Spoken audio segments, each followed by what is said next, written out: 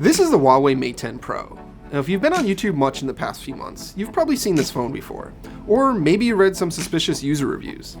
But despite Huawei's best efforts, nobody in the US has been able to buy this phone until just this month, when it went on sale unlocked at a handful of places like Amazon or Best Buy.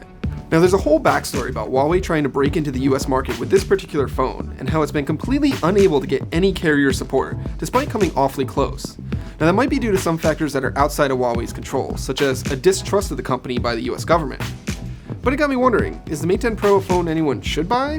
Even if Huawei had been able to get it on AT&T or Verizon or any other US carrier, would anyone have bought it anyways?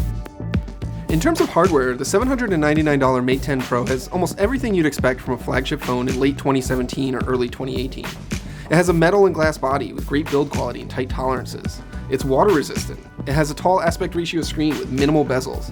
It has stereo speakers and, of course, a dual rear camera system. Inside of the phone is Huawei's own top-of-the-line processor, 6GB of RAM, and 128GB of storage. There's a huge 4,000 mAh battery that can keep it going all day and then some. It even has an IR blaster, so you can use it to control your TV or other electronics. And like many other high-end phones, it doesn't have a headphone jack, but Huawei does provide both these EarPod knockoff headphones and a USB-C to 3.5mm adapter in the box. It also doesn't have wireless charging, despite the fact that it has a glass back. But those are fairly minor complaints. If there's a hardware feature you want, the Mate 10 Pro probably has it. And for the most part, that hardware works really well. The Mate 10 Pro is as fast as any recent Android flagship. The hardware is nice to hold, and like I said before, it has terrific battery life. It doesn't have any obvious annoyances, like a poorly placed fingerprint sensor, or an extra button for a voice assistant you'll never use, or a notch that covers up part of the top of the screen.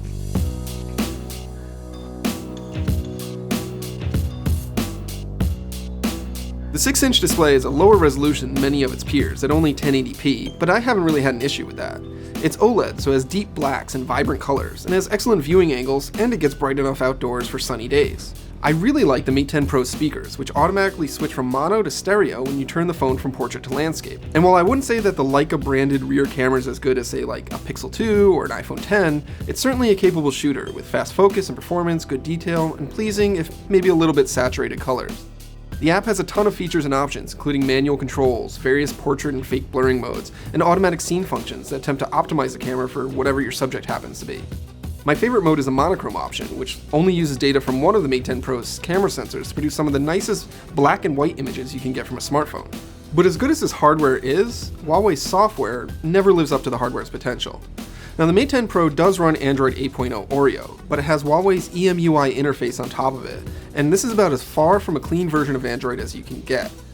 The best way I can describe it is it's a poorly made knockoff of iOS. Huawei has customized almost everything about Android, and often it's not in a good way. For example, you can't expand notifications on the lock screen like you can do with every other Android phone, so deleting an email or marking a to-do complete can't be done without unlocking the phone. The settings menu and the share sheet have been lifted right out of iOS, and most of the apps for sharing are hidden by default for some inexplicable reason. Sure, you can change some of those things by downloading a different launcher or messaging app or whatever, but you can't change things like the quick settings menu that doesn't match the rest of the notification shade, or that awful share sheet.